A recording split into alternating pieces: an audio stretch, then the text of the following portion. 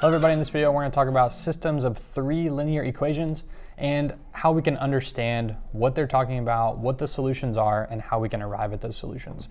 So first of all, a linear equation in three variables, x, y, and z, is an equation of the form ax plus by plus cz equals d, where a, b, and c are not all 0. So we have an example here of what this could look like. So we have 4x plus 2y plus 3z equals 12, and that would be like equation number 1. 2x minus 3y plus 5z equals -7. That would be our second equation. And our third equation would be 6x minus y plus 4z equals -3.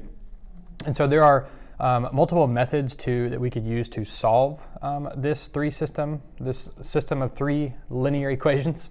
But the goal here would be to figure out what number is x, what number is y, what number is z. And the solutions that we could have three types. And in this video, we're just going to go through those three types of solutions. We're not actually going to solve this system right now, but you can check the links in the description for videos on how to solve when we have a system with one solution, no solution, or infinitely many. So that brings us to these types of solutions, okay? And so if we think about what these three variable equations represent, we come to what we have in yellow here. It says the graph of a linear equation in three variables is a plane in three-dimensional space. And the graphs of three such equations that form a system are three planes whose intersection determines the number of solutions of the system. And that's what I said just a second ago, where we could have one, no, or infinitely many solutions.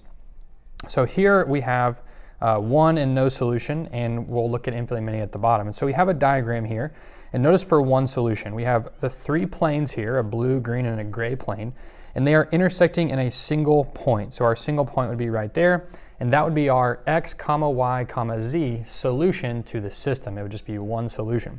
So what that's going to be is when we are solving our system, we actually get a number for x, we get a number for y, and we get a number for z. So that's the only solution to that system. On the other hand, no solution would be if we have no points in common with all three planes. And this could look one of three different ways. So we have our first example here where we have some intersection points, but not all three planes are intersecting. Same kind of idea for our second diagram. And then our third diagram, there is no intersection places whatsoever. So that would be an example of no solution.